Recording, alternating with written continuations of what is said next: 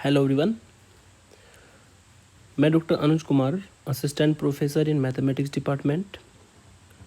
Students, हमने last के lecture में वन डायमेंशनल वेव इक्वेशन का फॉर्मेशन, उसके बाद मैंने एक लेक्चर अपलोड किया था जिसमें वन डायमेंशनल वेव इक्वेशन का सॉल्यूशन भी मैंने under initial and boundary condition करके दिखाया था। मैंने आपको कहा था कि उस सॉल्यूशन का यूज ही सभी स्ट्रिंग वाले क्वेश्चन में होने वाला है ना।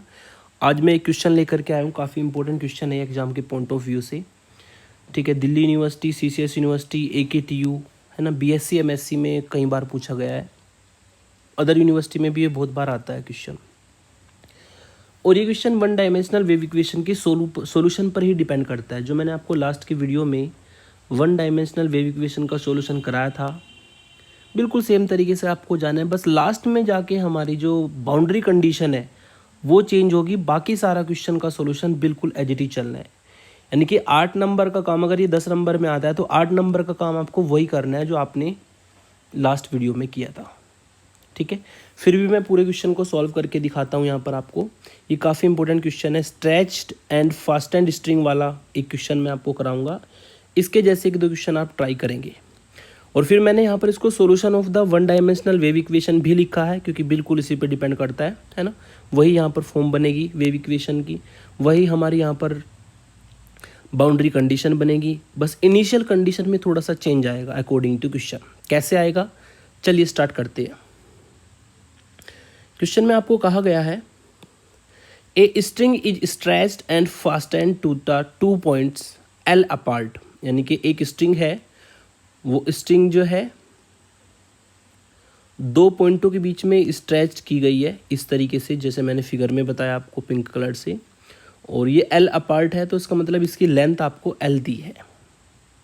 Okay, motion is starting by displacing the string in the form U = A sin πx/L। ये आपको पता है कि जो भी वन डायमेंशनल वेव इक्वेशन बनती है उसको बनाने के लिए हमें इसको कहीं से पकड़ करके, है ना, इसको ऊपर उठाना है। ऊपर उठा के फिर हमें इसको छोड़ना है तो वाइब्रेशन मोड में आएगी, है ना, वेव फॉर्म बनाएगी। तो यहाँ पर आपको यही बोला है कि जो मोशन स्टार्ट हुआ है, मान लो ये स्ट्रिंग आपकी यहाँ पर मैं बनाता हूँ, ये स्ट्रिंग है हमारी। जब मोशन स्टार्ट हुआ तो इसको यहाँ से पकड़ करके मान लीजिए इसको थोड़ा सा ऊपर उठा गया, डिस्प्लेस किया गया इस तरीके से, तो ये कर्व की शेप बनेगी, है ना। और इनिशियली जो पोजीशन होगी स्ट्रिंग की, है ना, यही बनेगी हमारी। यानी कि t = 0 पर ये पोजीशन बनेगी। और t = 0 पर ही हमें यहाँ पर डिस्प्लेसमेंट दिया गया है। फिर से पढ़ता हूँ वही line, motion is started by displacing the string in the form U = this. ठीक है, तो ये जो हमारा डिस्प्लेसमेंट होना है यहाँ से, जिसको आप UXT कहते हैं इन जनरली, उसमें हमें t को 0 लेना है। टाइम को 0 लेते हुए ये जो ग्रीन कलर से आपको कर्व की शेप नज़र आ रही है, ये कर्व आपको गिवन है। t = 0 पर क्या दिया आपको, ये t = 0 पर आपको दिया है UX = A sin πx/L। ये आपको U = 0 पर गिवन है। सॉरी, ये आपको U दिया है t = 0 पर। इनिशियली आप जानते हैं t 0 होगा, है ना। तो t को 0 लेंगे तो यहाँ पर आपको ये UX0 की वैल्यू दिया है। यू कैन से दैट ये वैल्यू किसकी है, UX0 की, जो कि हमारी बाउंड्री कंडीशन बनाएगी। सॉरी, जो कि हमारी इनिशियल कंडीशन बनाएगी, इनिशियली टाइम t = 0 पर, है ना। क्वेश्चन को अगर आगे पढ़ते हैं, from which it is released at time t = 0। t = 0 पर इसको ऊपर उठा करके इस शेप में जो कर्व बनेगा UX0 बनेगा, x का फंक्शन होगा, एक कर्व बनेगा A sin πx/L। फिर यहाँ से इसको रिलीज करना है। रिलीज करेगा तो ये वाइब्रेट होगा, और वाइब्रेट होगा तो सिंपल सी बात है वन डायमेंशनल वेव इक्वेशन ये बनाएगा। ठीक है, तो UXT अगर आप डिस्प्लेसमेंट मानते हैं यहाँ पर, तो ये x = 0 पर और x = L पर, क्योंकि L लेंथ की स्ट्रिंग है, x = 0 पर और x = L पर आपको बाउंड्री कंडीशन मिलेगी, और UX0 आपको इनिशियल कंडीशन गिवन है।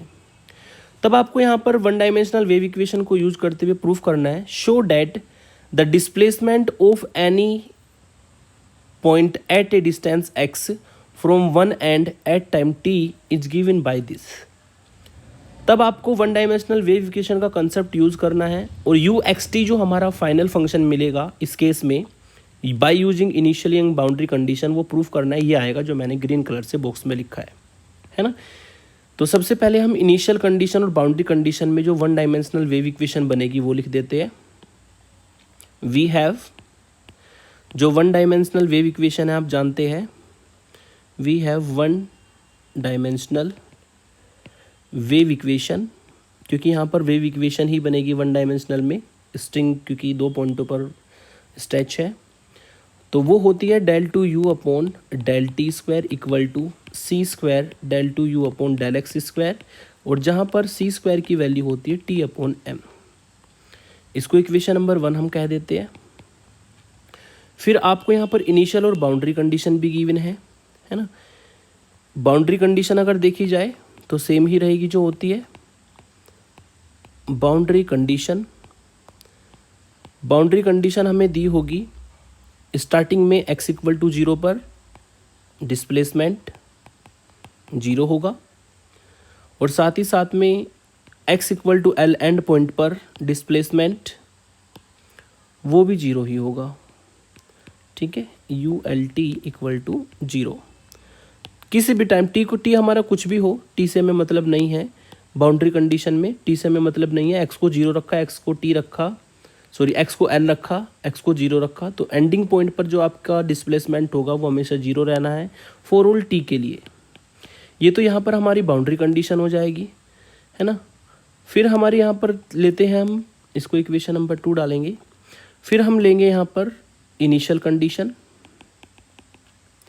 इनिशियल कंडीशन जब टी 0 होगा, टी 0 होगा तो मैंने फिगर में बताया आपको, टी 0 होने पर यू एक्स 0 आपको क्या मिलेगा, एक फंक्शन दिया है a sine pi x upon L.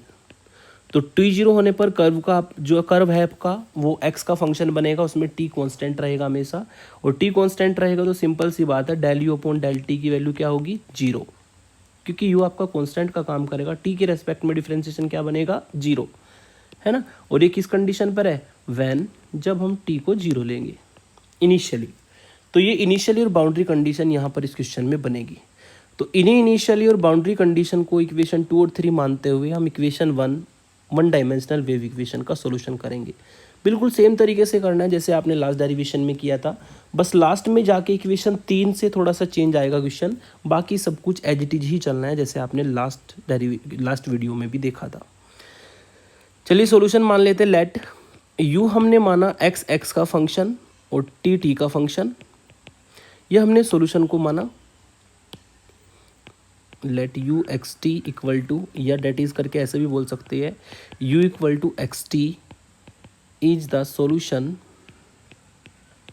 Of one का सॉल्यूशन है। तो जो 2 डेरिवेटिव उसमें इन्वॉल्व है उनकी वैल्यू निकलेगी del two u upon del t square del two u upon del x square. Then del two u upon del t square अगर आप निकालते हो तो यू की वैल्यू रखने पर एक्स टी, यू की वैल्यू रखने पर आपको एक्स टी, टी के रेस्पेक्ट में 2 बार डिफरेंशिएशन करना है तो एक्स क्या काम करेगा यहाँ पर, कांस्टेंट का काम करेगा, और इससे आपको del two t upon del t square मिलेगा जो कि ऑर्डिनरी डिफरेंशिएशन में कन्वर्ट हो जाएगा d two t upon d square. ठीक है, जिसको आप एक्स टी का डबल डैश भी लिख सकते हो। सेम तरीके से हम वैल्यू निकालेंगे del two u upon del x square की। इसका मतलब यहाँ पर भी u की वैल्यू रखनी होगी जो कि एक्स टी हमने मानी है। t कांस्टेंट होगा चूंकि x के रेस्पेक्ट में पार्शियल डिफरेंशिएशन है। चूंकि x केवल x का फंक्शन है तो इसको हम d two x upon d x square भी लिख सकते हैं, जो कि टी एक्स डबल डैश भी लिखा जा सकता है कैपिटल में। अब ये दोनों वैल्यू इक्वेशन 1 में पुट कर देंगे using in one separation of variable का कंसेप्ट यूज हो रहा है यहाँ पर। 1 में यूज करेंगे तो x t double dash equal to c square t x double dash, x t double dash equal to c square t x double dash. Variables को सेपरेट करेंगे तो x double dash upon x equal to 1 upon c square, और ये आपको मिलेगा t double dash upon t, और आपको पता है हम इसको के मान करके सॉल्व करेंगे, फिर के 3 केस डिस्कस करेंगे। इसको के मान लेते हैं, फिर के को 0 पॉजिटिव नेगेटिव लेकर के चलेंगे। ये आपका फर्स्ट फ्रैक्शन का काम करेगा, ये सेकंड का काम करेगा, ये थर्ड का काम करेगा। ठीक है, अब हमें क्या करना है, फर्स्ट और थर्ड को लेंगे, टेकिंग फर्स्ट एंड थर्ड, या लिखते नहीं है, बस ऐसे ही कर देते हैं। अगर आप फर्स्ट और थर्ड को लेंगे तो इससे आपको मिलेगा x double dash minus k x equal to 0 after solving. और अगर आप सेकंड और थर्ड को लेंगे तो आपको मिलेगा t double dash minus c square के टी इक्वल टू 0, जिसको आप इक्वेशन नंबर, ऊपर हमने 3 तक डाला है, इसको 4 डाल देंगे, इक्वेशन 4 होगी। अब यहाँ पर के की वैल्यू तीनों डिस्कस करेंगे। व्हेन, जब के 0 हो, इस केस को लेंगे। के 0 होने पर क्या होगा, इक्वेशन जो आपकी 4 है उससे क्या मिलेगा आपको, from four x double dash equal to 0 आएगा, और इधर आपको मिलेगा t double dash equal to 0। इसका मतलब होगा d2x upon d x square equal to 0। इसका मतलब होगा d2t upon d t square equal to 0। ऊपर से वैल्यू रख देंगे। यहाँ पर x के रेस्पेक्ट में 2 बार इंटीग्रेशन करेंगे। एक बार करने पर आपको मिलेगा dx upon d x equal to c1। इधर आपको मिलेगा dt अपॉन dt स्मॉल में इक्वल टू c3। एक बार फिर से इंटीग्रेशन करेंगे तो इधर x आएगा, है ना, इधर x आएगा, इधर c1x प्लस c2 हो जाएगा। एक बार इधर इंटीग्रेशन करेंगे तो t की वैल्यू आएगी c3t प्लस c4। xt निकल गया इस केस में, देयरफॉर u जो है आपका वो xt के बराबर होगा, और इसका मतलब c1x plus c2 into c3t plus c4। तो इस केस में ये सॉल्यूशन हमारा होगा, जिसको हम इक्वेशन नंबर 5 डाल देंगे। तो पहला केस आपने लिया जब के 0 हो, दूसरा केस लेंगे जब के पॉजिटिव हो। बिल्कुल लास्ट वीडियो की तरह ही मैं एक एक स्टेप बता रहा हूँ आपको, ऐसे ही आपको चलना है हर बार। स्ट्रिंग का कोई सा भी क्वेश्चन हो, 3 केस तो ऐसे ही डिस्कस होंगे। व्हेन के इज़ पॉजिटिव, अगर के को पॉजिटिव लेते हैं तो के को हम पी स्क्वायर के बराबर मान लेंगे। अब इस के की वैल्यू को इक्वेशन 4 में रखेंगे। के की वैल्यू को इक्वेशन 4 में रखने पर x double dash minus p square x equal to 0। दूसरी साइड मिलेगा आपको t double dash minus c square p square t equal to 0, जिसको आप ऑर्डिनरी डिफरेंशिएशन में कन्वर्ट कर सकते हैं। ये होगा आपका d square minus p square x equal to 0। यहाँ पर हमने डी अपॉन डी एक्स के लिए यूज किया है।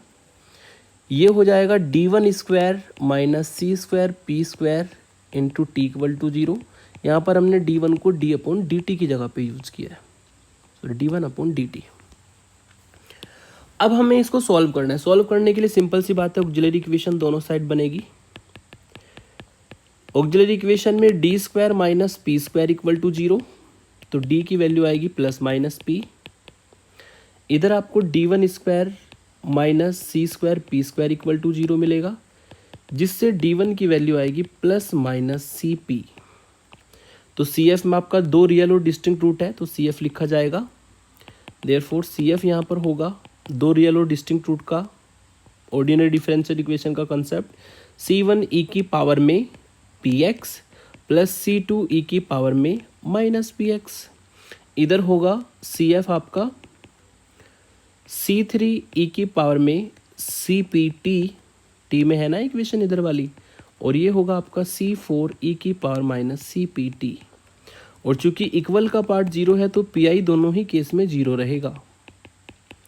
ठीक है, और तो सॉल्यूशन क्या होगा आपका, इधर होगा x equal to c f plus p i add करके सॉल्यूशन, इधर होगा आपका t equal to c f plus p i add करके सॉल्यूशन, और लास्ट में आपको जो सॉल्यूशन मिलेगा देयरफॉर यू एक्स टी मिलेगा। यू एक्स टी सॉल्यूशन होगा एक्स टी के बराबर, और यहाँ पर हम एक्स टी की वैल्यू रख सकते हैं c1 e की power px plus c2 e की power minus px into c3 e की power cpt plus c4 e की पावर माइनस cpt। तो ये हमें सॉल्यूशन मिलेगा जब k को हम पॉजिटिव मान करके चलेंगे, जो कि इक्वेशन नंबर हमारा 6 बनाएगा। ठीक है, अब तीसरा केस लेंगे जब k हमारा निगेटिव होगा, when k is negative, when k is negative.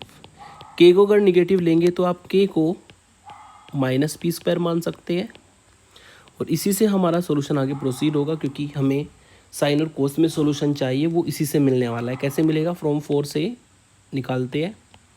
Equation 4 में k की जगह पे -p² अगर रखते हैं तो वहाँ से आपको मिलेगा x double dash minus p²x और t double dash minus c² p² t, minus minus plus हो जाएगा, x double dash plus p²x equal to 0, और दूसरी साइड में आपको मिलेगा t double dash plus p² c² into t equal to 0, जिसको फिर से आप x में बदल दो, ये हो जाएगा d² plus p² into x equal to 0।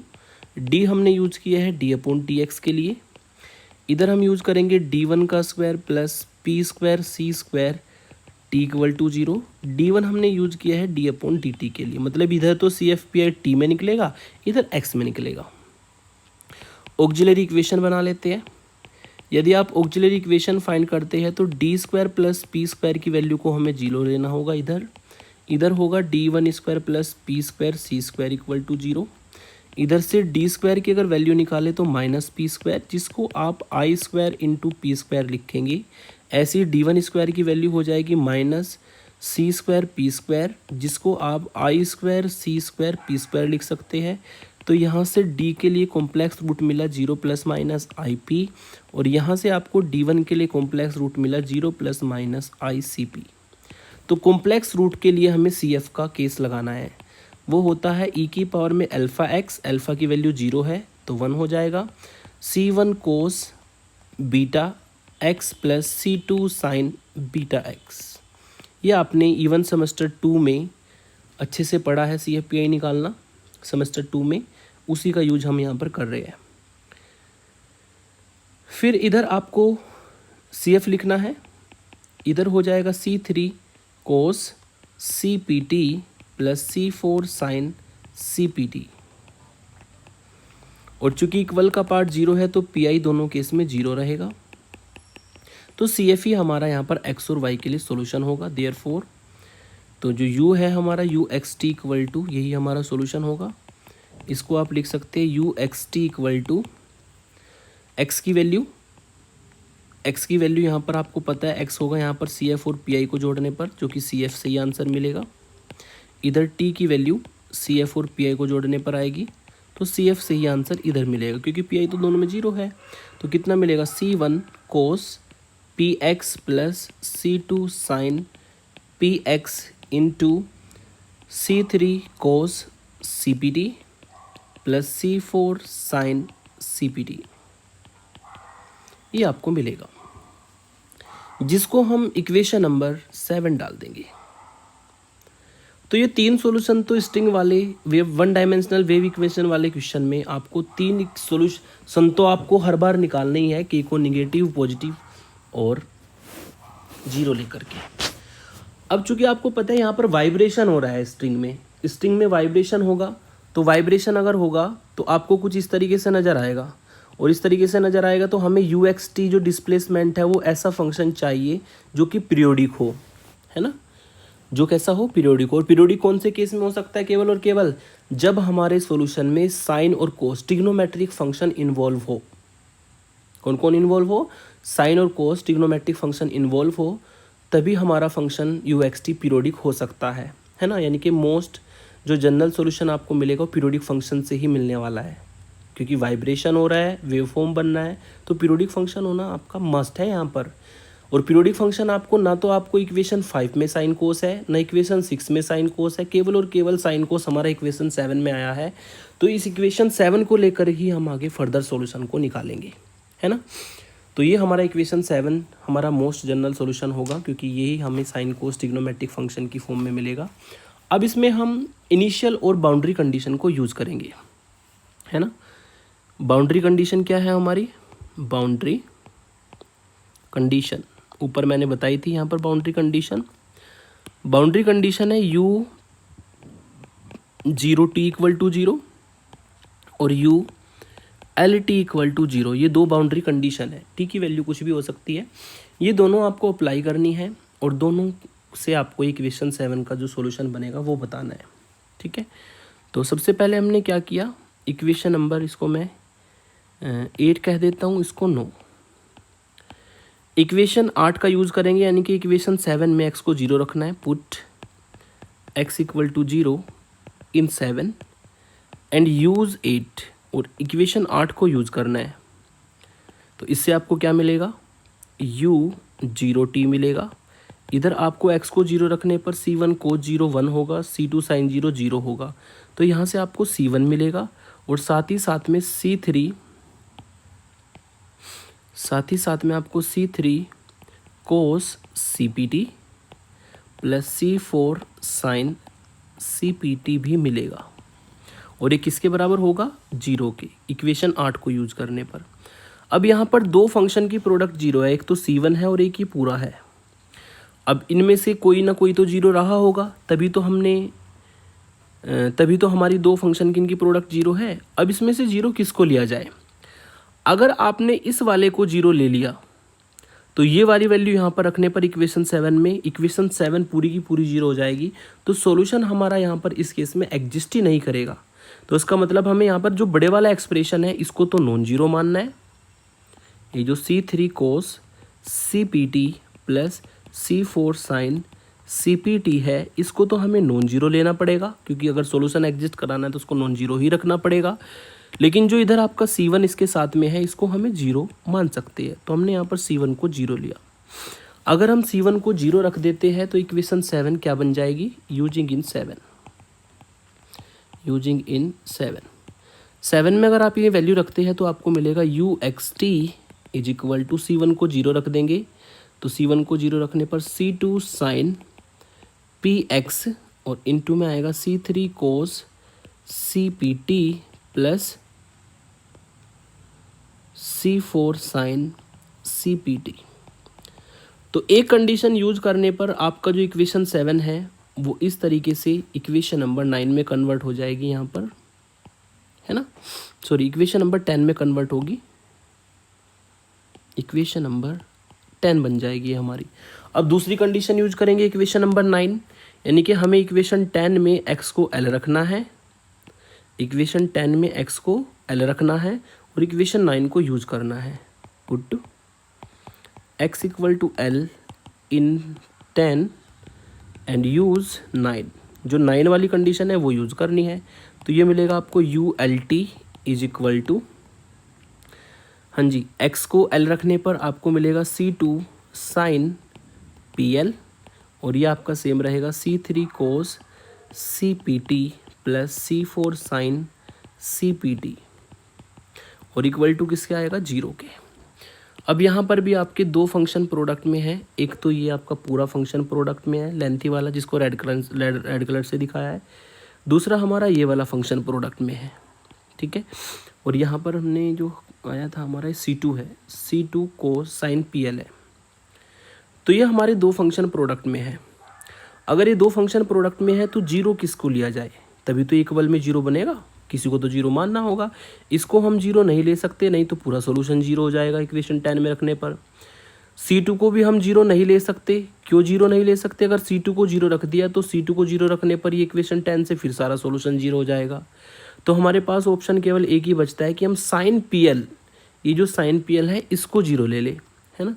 This implies जो sin PL है इसको हम 0 ले ले और यहाँ पर c2 को कह दे नॉन जीरो, और जो बाकी वाला एक्सप्रेशन है ये भी क्या होगा यहाँ पर नॉन जीरो। तो अगर sin PL को हम 0 लेते हैं तो साइन में 0 किसकी वैल्यू होती है भाई, साइन में 0 वैल्यू होती है sin n पाई की।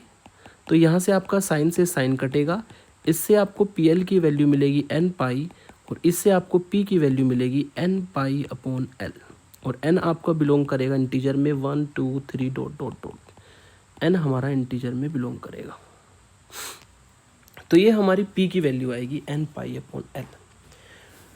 तो इक्वेशन 10 में ये P की वैल्यू हम पुट कर देते हैं तो आपको सॉल्यूशन एक्सटेंड हो जाएगा। यूजिंग इन 10 में वैल्यू यूज करते हैं तो UXT आपको सॉल्यूशन मिलेगा C2 साइन P की value n pi upon L into x, C3 cos C P की value n pi upon L T plus C4 sine C n pi upon L T। ठीक है, तो ये हमने क्या किया, इक्वेशन 10 में P की वैल्यू जो निकाली है n पाई अपॉन L वो हमने पुट की, तो हमारा ये सॉल्यूशन आ जाएगा। तो यहाँ तक हमने बाउंड्री कंडीशन यूज़ की और बाउंड्री कंडीशन यूज़ करके हमें सॉल्यूशन मिल गया जो हमारा इक्वेशन नंबर 11 आ जाएगा। तो अभी तक तो हमने केवल बाउंड्री कंडीशन यूज़ की है। अब हम इस बाउंड्री कंडीशन के साथ साथ में हमें इसमें इनिशियल कंडीशन भी लगानी है। तो ये UXT है और इनिशियल कंडीशन हमें क्या दी है, इनिशियल कंडीशन हमने स्टार्टिंग में लिखी थी। इनिशियल कंडीशन हमें दी है UX0 की वैल्यू जो कि A साइन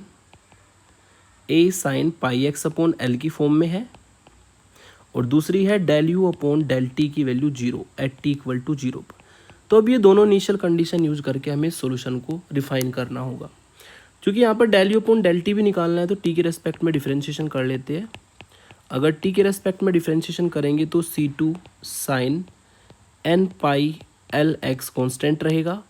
अंदर जब डिफरेंशिएशन करोगे तो C3 कोस का होता है minus sine n pi C upon L t, n pi C upon L t का दोबारा करेंगे तो n pi C upon L मिलेगा आपको। ऐसे ही आप यहाँ पर करेंगे C4 कॉन्स्टेंट होगा, n pi C upon L बाहर आएगा और साइन का हो जाएगा कोस n pi C upon L T. तो ये हमने डिफरेंशिएशन किया है इक्वेशन नंबर 11 का। अब दोनों में t को 0 रखना है, इसको 12 कह देता हूँ। Put t equal to 0 in 11 and 12 we get, अगर 11 और 12 में t को 0 रखते हैं तो ये मिलेगा आपको u of x0 equal to t को 0 रखने पर C2 sine n pi L into x, और इधर आपको t को 0 रखने पर कोस 0 की वैल्यू 1 साइन 0 की वैल्यू 0, तो C3 बचेगा। C3 को मैं बाहर ही लिख देता हूँ, इनटू में C3 बाहर आ जाएगा। तो ये UX0 की वैल्यू आ गई हमारी। ये आपको मिलेगा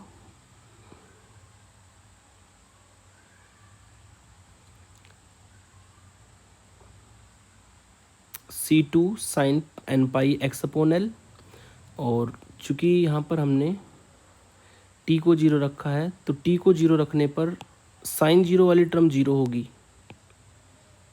t को 0 रखने पर साइन 0 वाली टर्म 0 होगी, तो वो मिलेगा आपको C3। हाँ, C3 आ जाएगा ये आपका, ये C3 C2 साइन n पाई एक्स अपॉन L आपको मिलेगा।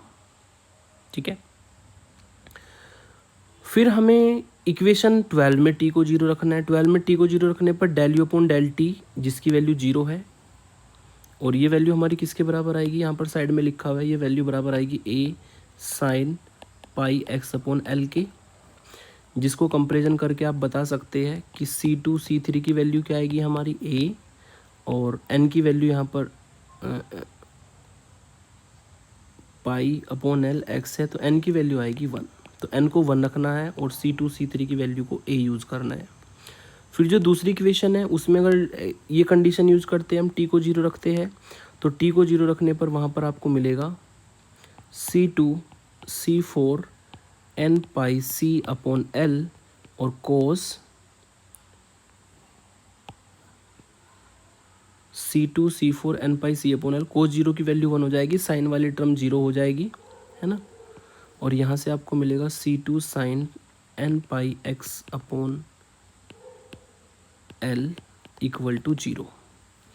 ये आपको कंडीशन मिलेगी, है ना, ये आपको कंडीशन मिलेगी। और इसमें से आप क्या कर सकते हैं, इसमें भी आप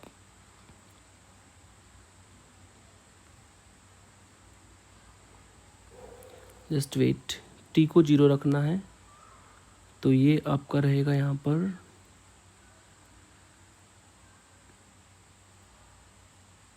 ठीक है, ठीक है। तो यहाँ पर आप C4 को 0 ले सकते हैं इस कंडीशन से, क्योंकि C4 को 0 लेके हमारा सोल्यूशन एग्जिस्ट करेगा। C2 को हम 0 नहीं ले सकते, तो C4 को 0 लेंगे तो कोई फ़र्क नहीं पड़ेगा। अब ये सारी वैल्यू हम इसमें रख देंगे ऊपर इक्वेशन में, तो उससे आपको मिलेगा इक्वेशन नंबर 11 में रख देंगे। 11 में रखने पर आपको फाइनल सॉल्यूशन मिलेगा UXT equal to C2 C3 को हमने A रखना है, और ये हो जाएगा आपका साइन n की वैल्यू 1 है, sign pi x upon L, sign pi x upon L, n की वैल्यू वहाँ पर भी 1 रखनी है, कोस C पाई अपॉन एल, कोस C pi upon L T. और चूंकि C4 हमारा 0 हुआ है, तो C4 0 होने से ये वाली टर्म हमारी 0 हो जाएगी, है ना। तो ये हमें मिलेगा, जहाँ पर मैंने C2 C3 की वैल्यू को मैंने A रख दिया और n की वैल्यू को 1 रख दिया, और यही हमारा फाइनल सॉल्यूशन होगा। और आप देख सकते हैं स्टार्टिंग में जो आपको प्रूफ करना था वो यही प्रूफ करना था कि जो डिस्प्लेसमेंट आएगा किसी डिस्टेंस x के लिए टाइम t के लिए, वो ये आएगा जो मैंने प्रूफ करके दिखाया। तो उसमें nothing you have to do, केवल आपका जो बाउंड्री कंडीशन बनती है वहाँ पर क्वेश्चन चेंज होता है, ये हमें प्रूफ करना था जो हमने लास्ट में प्रूफ करके दिखाया। जो बाउंड्री कंडीशन होती है वहाँ पे जाके क्वेश्चन चेंज होगा, नहीं तो सारा सॉल्यूशन आपको fast and string stretch string में बिल्कुल वही वेव इक्वेशन का सॉल्यूशन करना है, 1 डायमेंशनल वेव इक्वेशन का। ठीक है, तो नेक्स्ट वीडियो में लेकर के आऊँगा आपके लिए 2 डायमेंशनल वेव इक्वेशन और 1 डायमेंशनल हीट इक्वेशन के लिए। आज के लिए इतना ही रखेंगे। ये वेव इक्वेशन वाला जो 1 डायमेंशनल वाला क्वेश्चन आता है एग्जाम में, इसको आप तैयार कर लीजिएगा। ये कंप्लीट हुआ। अब इसमें ज़्यादा नहीं, 2-3 टॉपिक बचे हैं, सब में सेपरेशन ऑफ वेरिएबल से सॉल्यूशन होता है। जितना हो सके इतना आप तैयार कर सकते हैं, है ना। अगर आपको लगता है कि लास्ट में जाके बाउंड्री कंडीशन में आप उलझ जाते हैं, तो कम से कम सॉल्यूशन इक्वेशन जो सॉल्यूशन निकलता है आपका साइन कोस वाला, वहाँ तक आप इसको तैयार कर लीजिए। 7-8 नंबर आपको दे करके जाएगा। बाकी और मॉड्यूल से कर लीजिएगा, है ना। अगर कर सकते हैं तो बहुत अच्छी बात है। चलिए, तो ठीक है, इतना ही रखते हैं आज के लिए। Thank you for watching.